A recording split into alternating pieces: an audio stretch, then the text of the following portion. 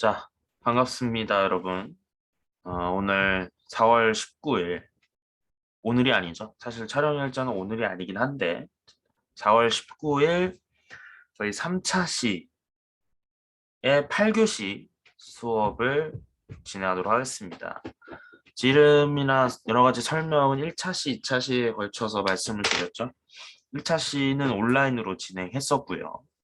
2차 시는 저번에 동아리 시간에 저희가 같이 그 2층 전자기초실이었나요? 거기서 만나서 한 것을 2차 시로 두고 가정했을 때 오늘이 이제 3차 시가 되겠습니다. 그래서 1차 시에는 여러분들 저랑 같이 이거 같이 보면서 얘기해 보면은 1차 시에는 아두이노 관련해서 기본적인 배경을 말씀드린 바 있고요. 2차 시는 오프라인으로 진행했기 때문에 클래스룸에는 탑재가 돼 있지 않지만 좀 리와인드를 해보면 시언어 기본적인 이제 여러 가지 조건문이라든지 변수라든지 관련해서 얘기를 했었죠. 이번 8교시에는 2차 시에 했었던 시언어 강의를 조금 되새겨보는 시간을 갖도록 하겠습니다. 그래서 제가 촬영해서 진행하는 첫 번째 강의가 되겠습니다. 그 저희는 시험이 끝나고 아마 5월 달쯤에 화요일이나 아니면 또 동아리 시간에 대면으로 또 다시 만나는 시간이 있으면 또 그때 뵙도록 하겠습니다. 그래서 여러분들 들어오시면 출석부 항상 먼저 작성을 해 주시고요. 그다음에 영상 탑재된 거 봐주시고 아마 이번에는 과제가 없을 겁니다. 과제가 없는 대신 여러분들이 영상 강의를 조금 집중해서 들어주시면 매우 감사하겠습니다. 그 이번 질문은 이번 차시에 국한된 질문이 아니라 그 저번에 저희 동아리 시간에 대면으로 한 것에 대한 것도 질문을 같이 받도록 하겠습니다. 그리고 여러분 시험이시잖아요, 다음 주. 그래서 이번에 것들은 그 제한 기간을 좀 길게 늘렸습니다.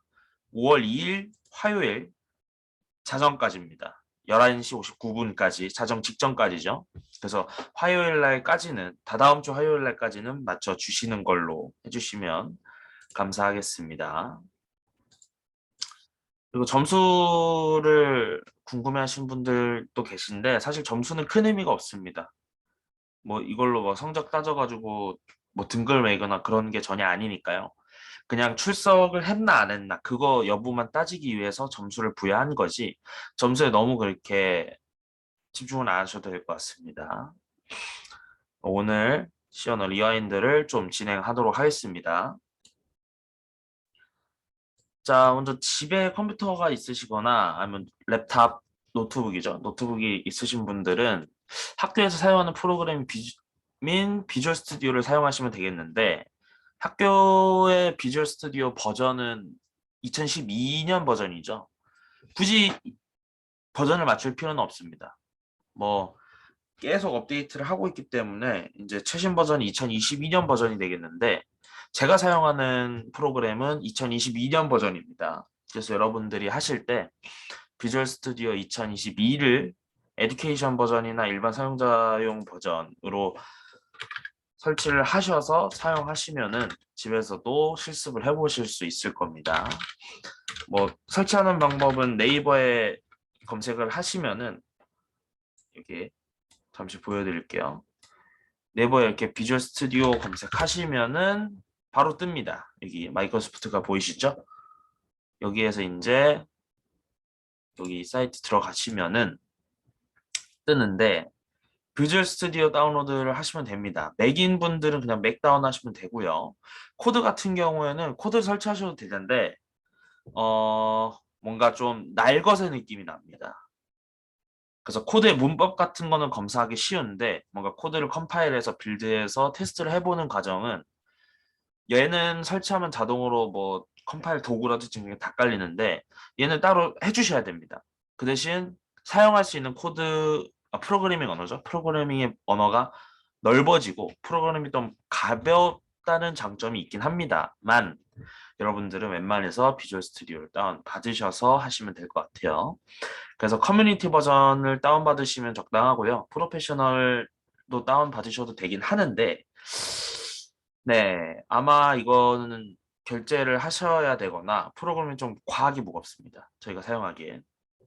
그래서 커뮤니티 버전 다운 받으셔서 우리는 C만 하니까 C++에 관련된 기능들만 설치를 해주셔서 사용하시면 원활하게 사용하실 수 있으실 겁니다.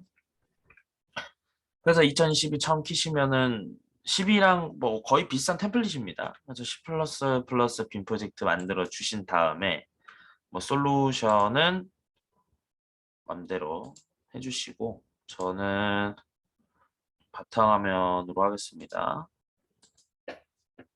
그래서 프로젝트 솔루션 뭐 다양하게 하셔도 됩니다.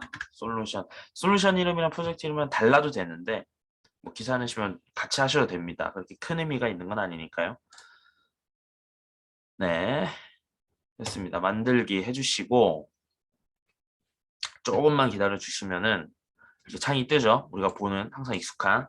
저는 항상 어두운 테마를 씁니다. 어두운 테마가 눈이 편하기도 하고 너무 밝다 보면은 또 눈이 쉽게 필요해지기 때문에 웬만해서 어두운 거 쓰시는 걸 추천드릴게요.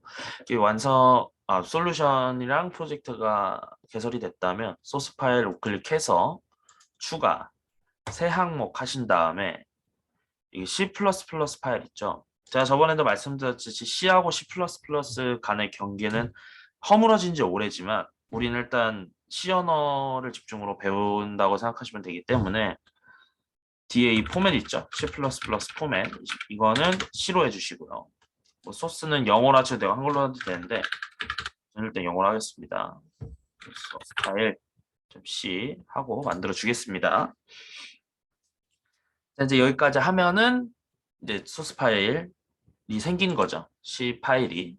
그래서 여기에 이제 프로그램을 하시면 되는데 또 여기서도 또 갈리는 게 제가 기본형이 있다고 했죠. C 언어에.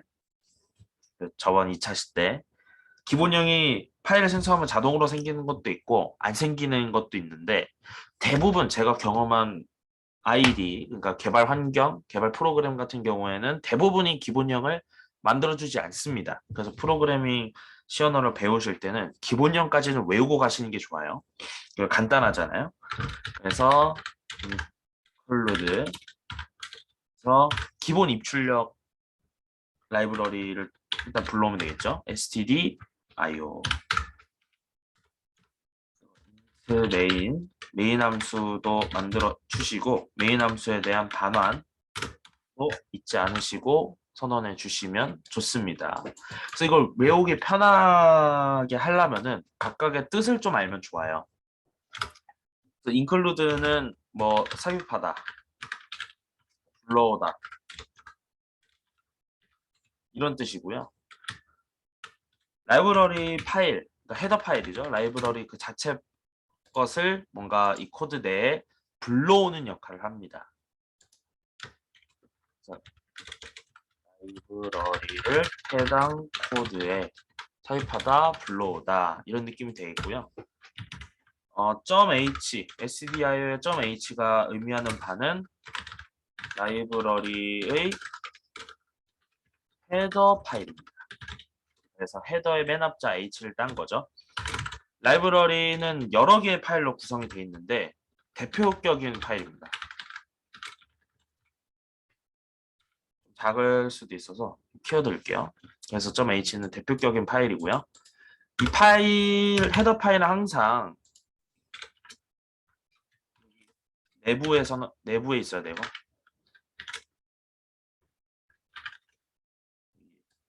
이거를 무슨 꺽쇠라고 하는지 무슨 가로라고 하는지 까먹었어요. 뭐 중가로, 소가로, 대가로 이런 부류도 아니었는데 어쨌든 이렇게 생긴 가로 내부에 헤더 파일 이름을 적으시면 됩니다. 그 다음에 stdio 있죠. 얘는 뭐의 약자라면 스탠다드 인풋 아웃풋입니다. 그래서 보시면은 stdio 이렇게 보이시죠? 약자가. 그래서 입출력과 관련된 대표 입출력 관련 대표 라이브러리입니다. 그래서 우리가 흔히 사용하는 것들 있죠. 입출력 관련해서 뭐 scanf라든지 printf라든지 이런 함수들이 속해 있는 라이브러리입니다. 그 라이브러리는 저번에 말씀드렸었죠. 라이브러리는 함수나 여러 기능이 포집해 있는 파일 같은 겁니다. 그래서 이렇게 우리가 편의 입력과 출력을 할 수 있는 함수 같은 게 요 안에 들어있는데 여기 또 열어보시면 코드 엄청 많아요. 근데 이런 코드를 여기 이 코드 안에 다 넣기에는 또 너무 길어지잖아요.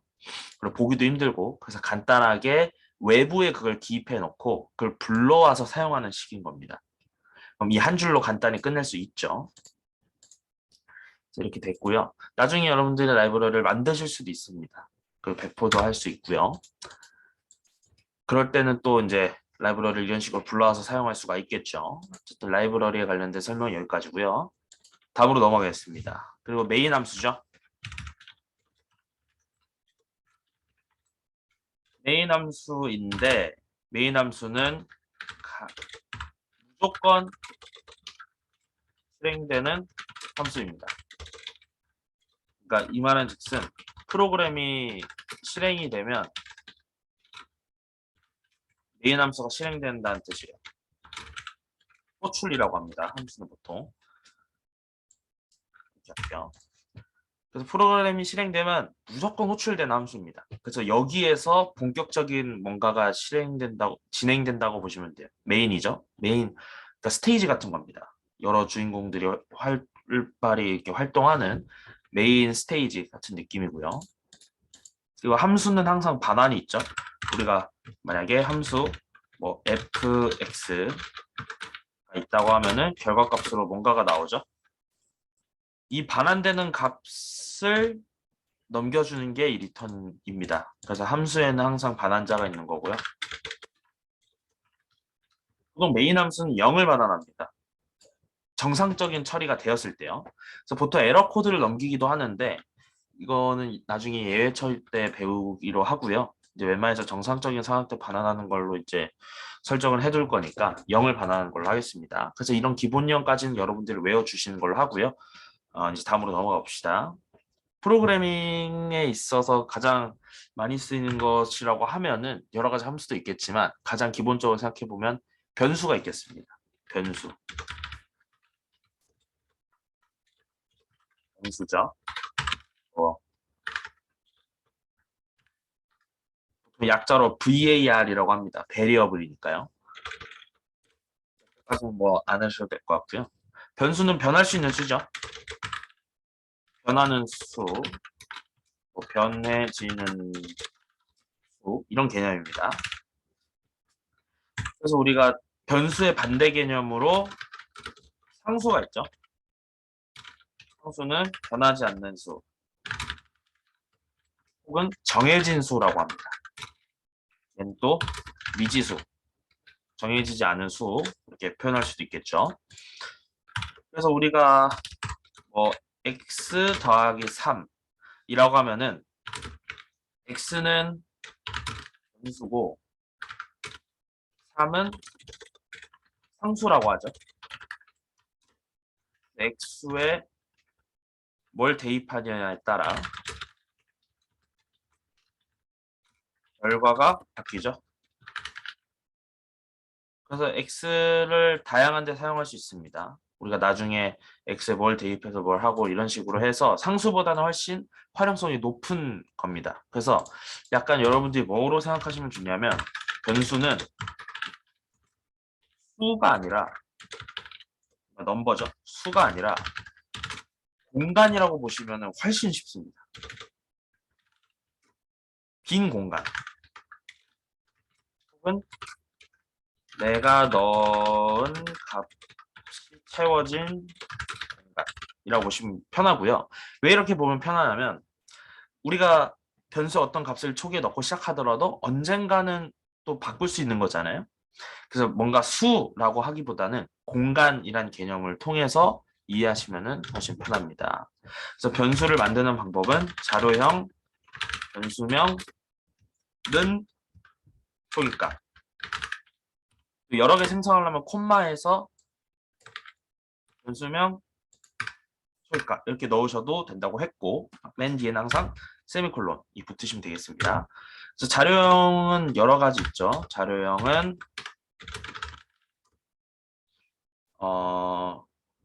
변수가 가질 수 있는 값의 종류를 또는 자료의 형태를 정하는 지시자라고 보시면 됩니다. 우리가 자료형 여러 개 있죠. int도 있고요. int는 정수, 플로트나 더블도 있죠. 더블은 실수, 우리가 흔히 소수라고도 합니다. 소수도 있고, 차는 문자 이렇게 있죠. 그래서 자료형이 int로 설정된 변수에는 정수만 들어가고 이런 식으로 구성이 됩니다. 그래서 int로 돼 있는 변수 2개를 만들어 볼게요. 세 개 만들게요. 기왕 넉넉하게 3개를 일단 만들어 주겠습니다. 하시면 이렇게 변수가 3개가 만들어지죠. 그 다음에 이제 스캔F로 가볼까요? 스캔F는 여러분들이 뭐 흔히 아시니까 스캔F를 사용하는 방법은 스캔F가 어떤 역할을 하는지 먼저 해볼게요. 이거는 사용자가 입력한 데이터를 변수, 그러니까 특정 변수에 지목한 이거 할게요. 특별히 지목한 변수 메모리에 넣는 함수라고 보시면 되겠습니다. 그래서 사용법은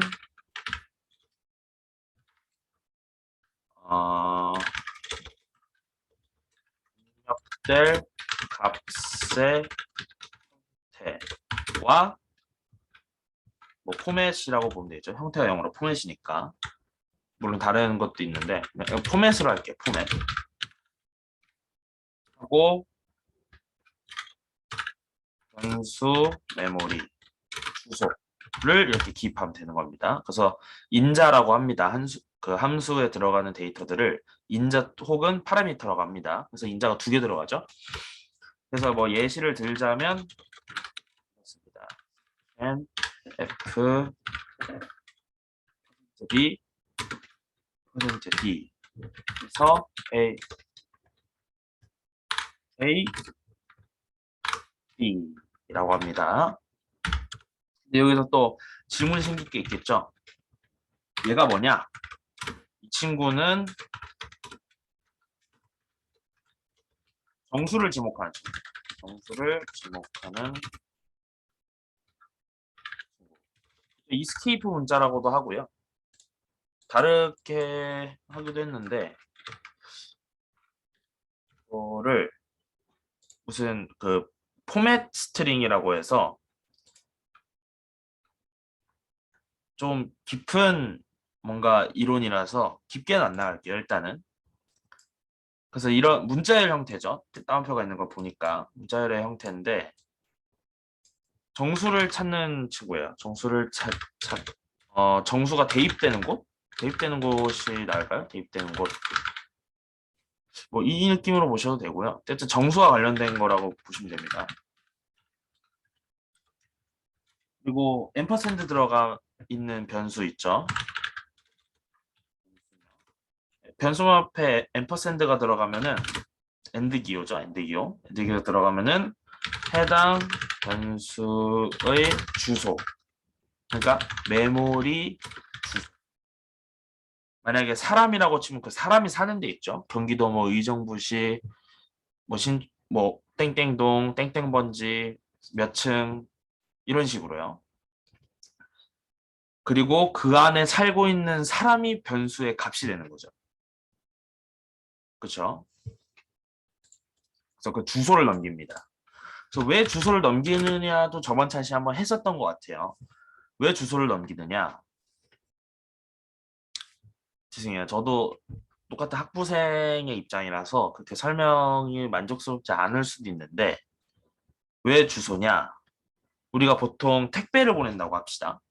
그러니까 이 택배를 보내는데 이 택배 안에는 이 퍼센트 D가 있는 거예요. 아이고, 빌드 시작해버렸네. 그래서 이 택배 안에는 자, 이럴 때는 이 정지 버튼 누르시면 끝납니다. 지금 택배 안에는 퍼센트 D가 있는 거예요. 이 퍼센트 D가 결국에는 사용자가 입력한 데이터, 정수 데이터겠죠. 정수 데이터. 이렇게 보면 되겠네요. 데이터를 불러옴. 이렇게 설명할 수도 있겠네요. 사용자로부터 불러온 정수 데이터가 이 택배가 되겠습니다. 그래서 이 택배를 제가 A라는 변수에 보낸다고 할게요. 근데 우리가 A를 쓰면은 뭐가 나오죠? 변수의 값이 나오죠. 지금은 0으로 했으니까 0이겠죠.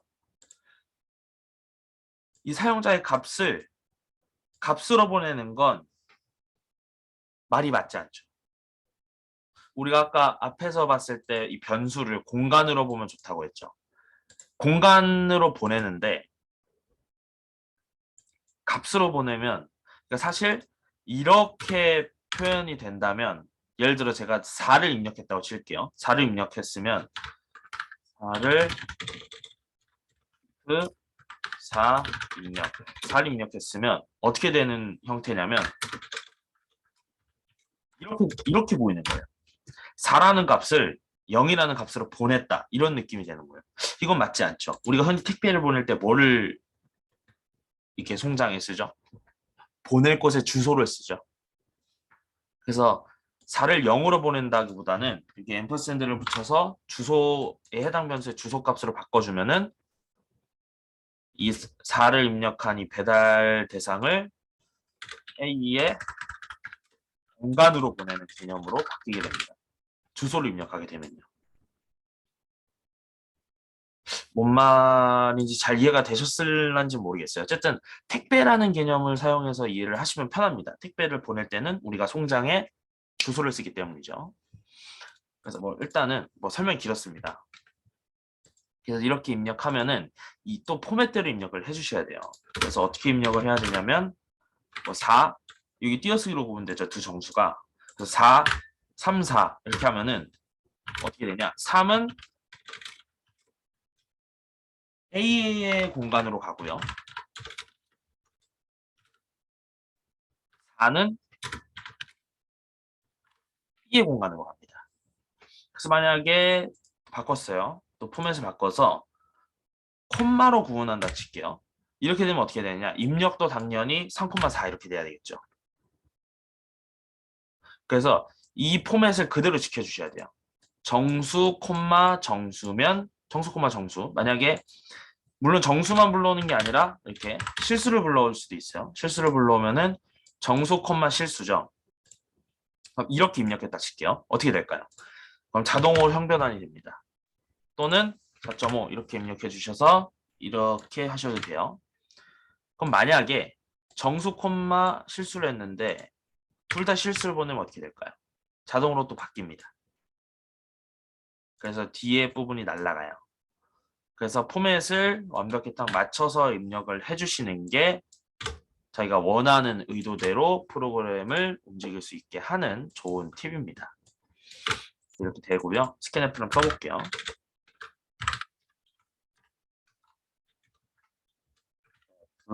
퍼센트 D 해서 콤마 A, B에 그대로 보낼게요. A, B 하시면 두 개 값을 받아오겠죠. 다음 프린트F입니다. 프린트F는 출력이죠. 출력이고 사용하는 방법은 또 프린트 F죠. 여러분 이거 헷갈리시는 분이 많아요. T를 안 쓰고 그냥 F만 쓰시는 분들도 계신데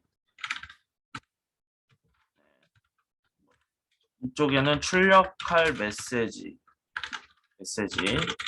그리고 또 변수들이 또 몇 개 계속 들어가는데 얘도 스캔F랑 사용 방법은 비슷합니다. 거의 똑같다고 볼 수도 있겠죠. 그래서 프린트 F 그리고 뭐 안녕하세요 이렇게만 사용하실 수 있습니다. 뒤에 변수는 꼭 들어가는 게 아니에요. 그래서 이렇게 하면은 안녕하세요가 출력이 되겠죠. 입력했다고 칩시다. 이렇게 해서 한번 실행을 해볼까요? 필드오르가 발생했네요. 아, 스캔F. 이게 여러분들 쓰시다 보면은 이 스캔F 있죠. 이 스캔F가 사실 스캔F만 사용하면은 보안 규칙이 위배가 돼요. 안전하지 않아서요. 그래서 보통 보면은 이 안전한 뭔가 펑션 같은 걸 추가한 함수를 추가 제공합니다. 스캔F 언더바 s가 바로 그 역할이에요. 이렇게 하면은 에러가 안 생겨요. 그래서 뭐 2, 5 이렇게 하면 안녕하세요 이렇게 출력이 되죠. 이렇게 하시면 되고요. 그리고 여러분들이 출력하시다 보면 줄내림을 하고 싶은 경우가 생겨요. 줄내림을 안 하면 어떻게 되는지 볼까요? 안녕하세요, 안녕하세요. 뭐 잘 가세요 이렇게 해볼게요. 여러분들 F5를 누르시면 편하게 진행하실 수 있겠죠? 이거 줄내림이 안 되니까 뭐가 이상하죠? 그래서 줄내림 어떻게 하냐면 이 원표시가 있어요. 여러분들 키보드 보시면 엔터 위에 있거든요. 원표시 N 하면은 이건 이스케이프 문자라고 해서 줄내림을 의미합니다. 이스케이프 문자는 다음에 또 추가로 길게 시간 빼서 하겠습니다. 그럼 이렇게 되면은 줄내림이 되죠. 줄내림을 원하시면은 이걸 넣으시면 됩니다. 그래서 이렇게 사용하는 방식이 있고요. 또 다른 방식이 있는데 위에 우리 스캔F처럼 %d 같은 걸 이용해서 공수 값임 뭐 이런 식으로 하면은 우리 %d 들어가면은 얘를 또 얘가 어떤 정수의 값이 들어갈지 인자를 보내줘야겠죠. 2개 정도를 한다고 칩시다. 그래서 우리가 A, B 이렇게 했다가 칠게요. 근데 보면은 얘는 또 앰퍼샌드 안 붙이고 이거 붙이죠. 얘는 무슨 뜻이냐면 우리가 이 A의 값을 어떻게 사용하느냐에 따라서 좀 생각을 해보면 돼요. 우리 이 A의 값을 출력하려고 쓰는 거죠. 출력하려고 쓰려면 우리가 주소를 필요로 할까요? 아마 A의 값이 필요로 할까요? 값만 있으면 되죠. 우리가 값을 출력할 거라면. 주소를 딱히 지목을 안 해줘도 A의 값을 그냥 변수명 하나 쓰는 걸로 이렇게 보내줄 수 있으니까 이때는 앰퍼샌드를 안 써도 됩니다. 공간이 필요한 게 아니거든요. 이렇게 방향이 흘러가죠. A가 이렇게 대입되는 거. 스캔F는 다릅니다. 사용자로부터 받은 이 %d 데이터를 정수 데이터를 A로 보냈는데 그냥 A를 쓰면은 값이 되죠. 그래서 아까 얘기했죠. A가 지금 0이 들어가 있는데 4를 입력했을 경우는 이런 느낌이 된다고. 아니죠. 이런 느낌이 되는 거죠. 이런 느낌보다는 주소값 뭐 0, 주소를 해가지고 이 A의 공간 안에 4를 박아서 A의 값을 4로 바꾸는 그런 개념, 택배 같은 개념이라고 보셔야 된다고 했죠. 그래서 헷갈리시면 안 돼요. 보통 헷갈리시는 경우가 많아요. 근데 여기에서 물론 또 이렇게 해도 출력은 됩니다. 출력은 되는데 얘 값이 안 나오고 얘 주소 값이 나와요. 뭐 서강로 387 뭐 이런 식으로 나와요. 그건 아니겠죠. 근데 사람이라면 그런 식으로 주소가 나온다는 말씀이고요. 이렇게 한번 실행해 볼게요. 그래서 3, 4 안녕하세요. 3, 4 변수값이 이렇게 뜨죠. 여기서 질문하신 분들이 계셔요. 첫 번째 경우 여기 안에 연산을 하면 어떨까요? 그리고 또 여기에 이건 변수죠. 상수를 써도 출력이 될까요? 하는 겁니다. 해보자고요. 자, 2, 4 하면은 2 더하기 3 돼서 5가 출력이 돼야 될 거고 또 상수 5니까 5 출력돼서 55 변수값은 이렇게 출력이 돼야겠죠? 됩니다. 됩니다. 여기 안에는 얘가 지목한 이 자료형에 맞는 데이터면은 다 출력이 돼요.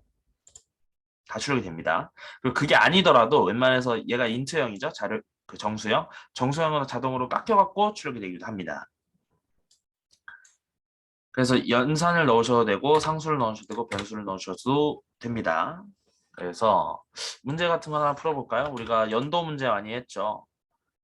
현재 나이. 현재 나이를 구하는 걸 해볼까요? 우리 현재 나이를 구하려면 우리가 A에 현재 연도를 넣고 B에 태어난 연도를 넣었다고 치면은 이렇게 하면 자동으로 나이를 구할 수 있겠죠. 근데 우리 이렇게 하면은 A 빼기 C는 퍼센트 D 해서 A, B 이렇게 해보자고요. 그래서 나이 이런 식으로 해볼게요. 우리 이렇게 하면은 프로그램이 제대로 나올까요? 안 나오죠. 우리가 만약에 이 C에 이 연산한 값을 넣겠다고 쳤을 때는 이렇게 하시면 됩니다. C는 우리가 수학에서는 이 는을 둘이 같냐 다르냐 이게 부등호의 개념으로 쓰죠. 여기는 대입의 개념으로 봅니다. 그래서 이 는을 쓰더라도 어떤 식으로 바라보면 되냐면 이런 식으로 바라보면 편해요. A 빼기 B 한 값을 이 C에 넣겠다. 그래서 이 C를 이렇게 불러와서 쓰면은 A 빼기 B 한 그 값이 C로 지금 들어왔기 때문에 예, 이 C가 뭐 어떤 연산한 값이 들어가겠죠? 근데 보면은 우리 이 값도 우리 위에서 설명한 거 있죠? 주소 넣는 거. 어떻게 보면 이것도 A 빼기 B 하는 값을 C라는 공간 안에 넣어야 되기 때문에 이렇게 되는 것이 맞지 않을까요? 하신 분들이 계셔요. 근데 여기랑은 좀 다릅니다. 여기는 인자로서 들어갔죠? 근데 얘는 그 좀 어려운 나중에 후에 들어가는 개념이긴 한데 얘가 좌측항에 있죠. 이 좌측항에 있는 변수는 자동으로 주소가 참조됩니다. 자동으로 주소로 들어가요. 얘는. 그래서 좌측항에 있는 거는 어떤 공간으로서의 개념으로 들어가기 때문에 얘는 딱히 주소 뭐 이런 식으로 안 하셔도 자동으로 이 주소 안에 값이 들어갑니다. 그래서 이것도 헷갈리시면 안 돼요. 이렇게 앞에 설명했다고. 그럼 실행을 해보겠습니다. 3, 4, 아니다. 2002, 2002 하면은 제 나이가 나와야겠죠? 그렇습니다. 나이가 잘 나오네요. 네, 이렇게 했고요. 아마 이 부분까지 하면은 이제 리와인드는 다 끝난 거겠죠? 네, 그래서 이렇게까지 하고요. 이 부분을 좀 써보겠습니다. 우리가 if도 있고 또 뭐가 있다 그랬죠? else if가 있고 또 else가 있다 했죠. 여기서 봅시다. 우리가 else만 사용할 수 있을까요? 안 되죠. 그럼 else if만 쓸 수 있을까요? 안 됩니다. 그러면 else if랑 else 둘이 같이 써도 될까요? 안 됩니다. 우리가 2차 시에서도 얘기했듯이 if는 무조건 항상 딸려와야 됩니다. if 문에는요. if가 무조건 있어야 돼요. 그 if 뒤에 else if만 붙는 거 OK입니다. 그또 else만 붙는 거 OK입니다. 근데 보시면 혹시 else가 여러 개 붙는다? 이건 안 됩니다. else는 무조건 하나여야 돼요. 근데 무조건 있어야 되는 건 또 아니에요. 필수적인 존재는 아니고요. 있어도 한 개밖에 있을 수 없는 존재입니다. 한 개만 있어야 되고요. 그럼 else if는 여러 개 있어도 될까요? 그렇습니다. else if는 몇 개든지 존재할 수 있습니다. 이게 사라졌네요. 몇 개든지 존재할 수 있습니다. 그럼 우리 다르게 생각해 봅시다. if만 여러 개 있어도 될까요? 당연하죠. if만 여러 개 있어도 됩니다. 근데 if만 여러 개 있을 경우에는 세 개 다 독립적인 존재가 됩니다. 그래서 if가 두 개 있는 거하고 if하고 else if의 차이를 보면은 만약에 이 앞에 있는 이 A의 명제가 참이면은 이 안에 것이 실행이 되겠죠. 근데 아래 걸 먼저 볼게요. 자, 명제를 이렇게 넣어 볼게요. 자, 아래 걸 봅시다. 우리가 만약에 A가 참이에요. 3이라면은 이 위에 있는 조건문 실행이 되겠죠. 이 if문은 가로 안에 있는 조건. if문은 가로 안에 있는 조건이 참, 그러니까 1이면 이 구역 있죠. 이 구역. 이 중괄호 선된 구역. 그 구역 안에 있는 명령어가 실행된다. 라고 보시면 될 것 같아요. 그래서 어떤 명령어가 있겠죠. 이 조건이 참이면은 가로 안에 있는 뭔가 명령어들이 실행이 됩니다. 그 다음에 else if를 볼까요? 이 else if는 if문 뒤에 오는데 else는 if문 뒤에 오는 친구인데요. 어떤 느낌이냐면 if문의 조건이 거짓 0일 경우에 다른 조건을 살피기 위해 쓰는 조건문입니다. 그래서 if문을 한글로 표현한다면 만약 뭐뭐라면이라고 볼 수가 있겠죠.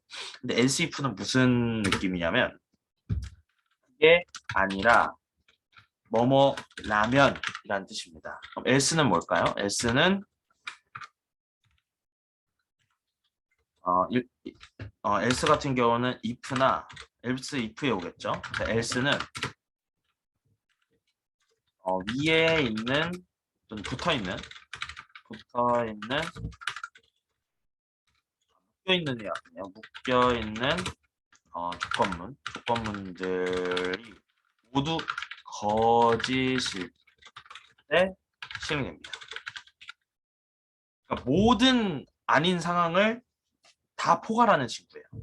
그래서 얘는 이게 아니라면 이라는 말로 뭔가 표현할 수 있을 것 같아요.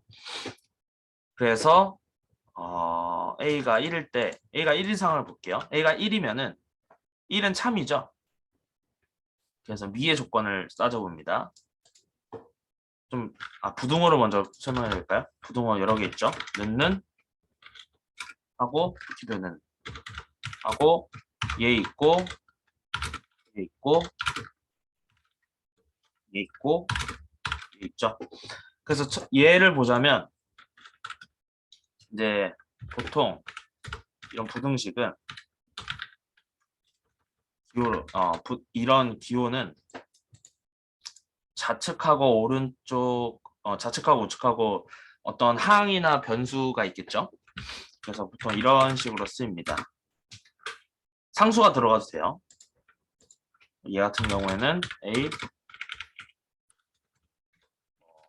이런 식으로도 쓸 수도 있고 또 상수가 들어가도 됩니다. 그래서 넣는 같은 경우에는 무슨 뜻이냐면 서로 같다면 참을 보내줍니다. 서로 같다면 참. 그러니까 서로 같냐를 확인하는 거죠. 그래서 느낌표는 서로 다르냐를 확인하는 거예요. 그래서 그리고 얘는 다 아시죠? 우측항이 더 크느냐, 좌측항이 더 크냐, 우측항이 더 크냐. 좌측항이 우측항보다 더 크거나 같냐, 더 작거나 같냐라는 뜻이죠. 그래서 이렇게 보시면은 좀 더 이해하기 편하게 이런 식으로 할게요.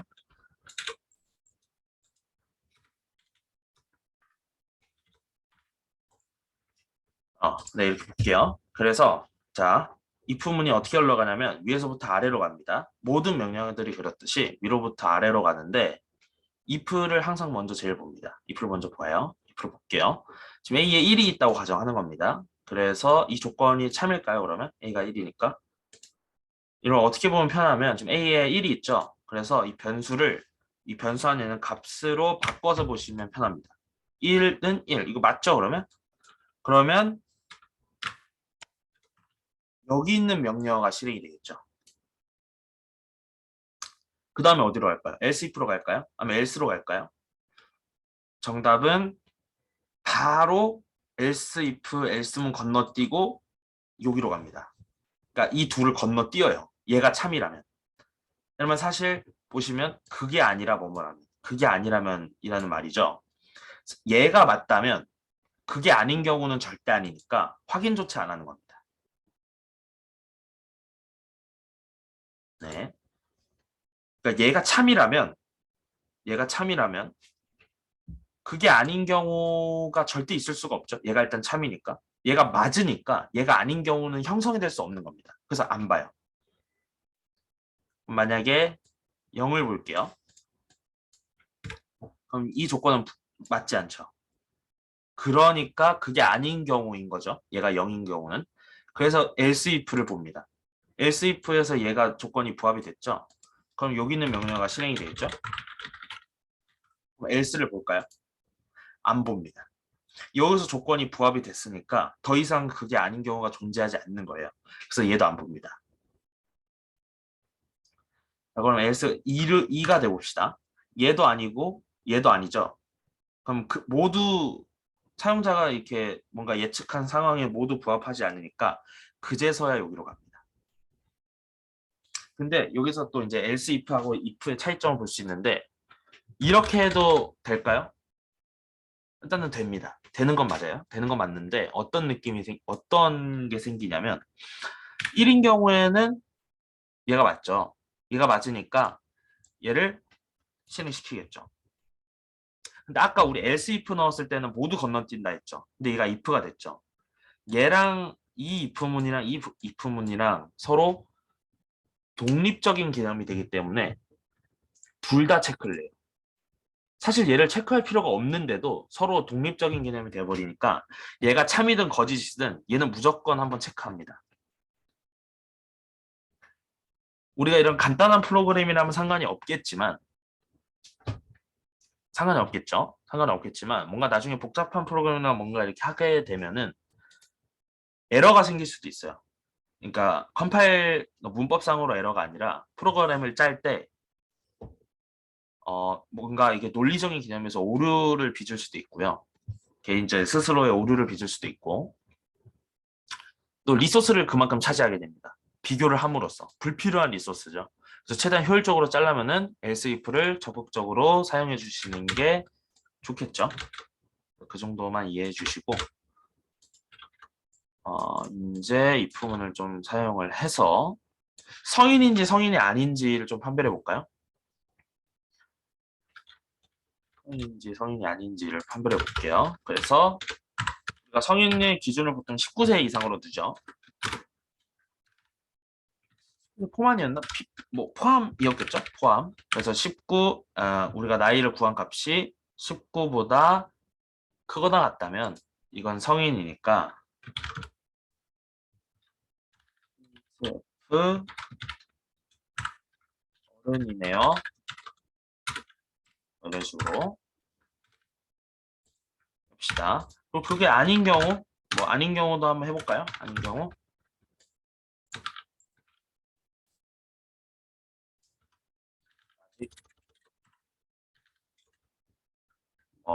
어린이네요. 어린이는 너무한가요? 어른이 아니네요. 이런 식으로 볼 수 있겠죠. 네. 그래서 성인이면은 어른이네요. 성인 아니면은 어른이 아니네요. 이런 식으로 추적하게 해놨고요. 테스트를 해보겠습니다. 나 입력해야구나. 그러면은 어른이네요. 이렇게 되죠. 뭐 다른 경우도 한번 볼게요. 만약에 제가 2006년에 태어났다 보면은 어른이 아니죠? 어른이 아니네요. 이렇게 뜹니다. 그래서 일단은 오늘은 여기까지 마치고요. 아, 오늘이래. 8교시는 여기까지 마치고요.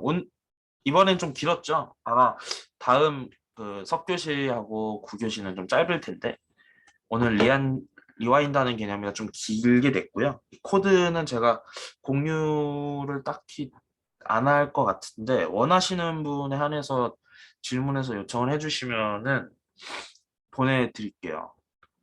네. 그래서 오늘 일단 여기까지고요. 질문이 있으시면은 또 클래스룸에 탑재한 이 질문란에 질문을 해주시면 감사하겠습니다. 그럼 편히 쉬시고 다음 교시 수업으로 만나 뵙겠습니다.